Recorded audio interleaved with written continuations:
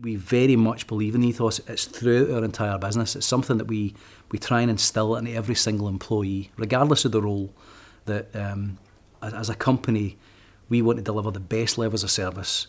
We want to be delivering the best technology. So, you've spoken to a lot of my colleagues and talked about their job roles and what they do.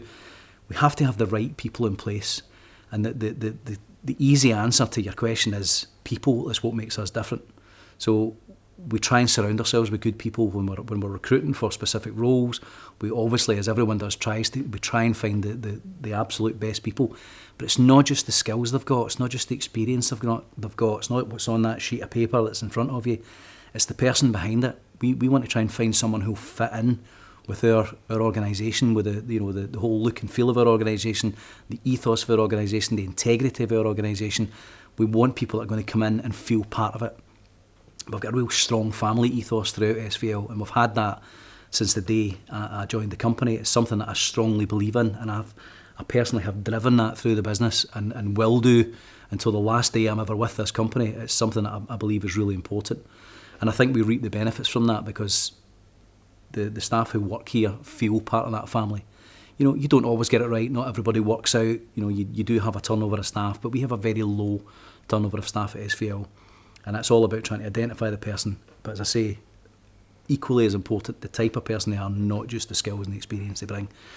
So if we take that to the marketplace, then we're trying to tell our customers that we want to make sure that if you've got a need, you have a requirement, that we're going to get that right. We're going to understand what your requirement is. So we really need to get under the hood a little bit to understand what the challenges that the customer's facing are and really understand it from a technology point of view, how we can address that. So it's not just a case of what's the latest and greatest technology we've got that, on a sheet of paper it tells you it's going to do this, that and the next thing for you, because no technology works like that. You only get out of technology what you put in. So we have to make sure that the customer understands what their challenges are, and we then address those challenges with the technology we believe the customer's going to get the real uptake from, they're going to get the benefit from. And that might mean that they need something a little bit more basic and not some of the real advanced applications that are available, because they have to adopt it into their processes. And all their people, their staff, their team members, they have to be able to adopt it into their own processes and get used to it to really extract the value from it.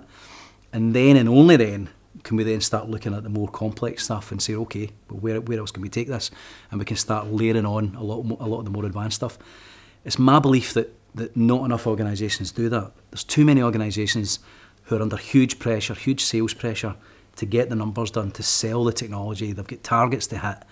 And we call them, or I personally call them, whether you'll use this or not, I call them hit and run merchants. They're under pressure, fair play to them. They go in there and they'll sell a piece of technology.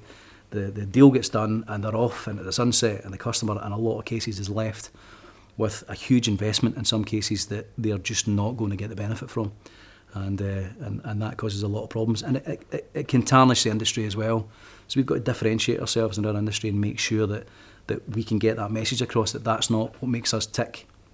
Rather than going for the big ticket deal, we would much rather build a relationship with the customer. And I think that's borne out if you look at our customer base. I mean, we have some of the biggest names in the UK as our customers, and they're not just our customers, they're our friends. We've got companies that we've had in excess of 22, 23, 24 years. As I say, big household names that everybody wants to sell to. They're our customers and have been for that length of time for a reason. It's because we look after them well. They know they can trust us. They know that we're not going to hoodwink them. We're going to make sure that we understand what the real drivers and what the real needs are, and we'll try and deliver against that. And I think that's incredibly important.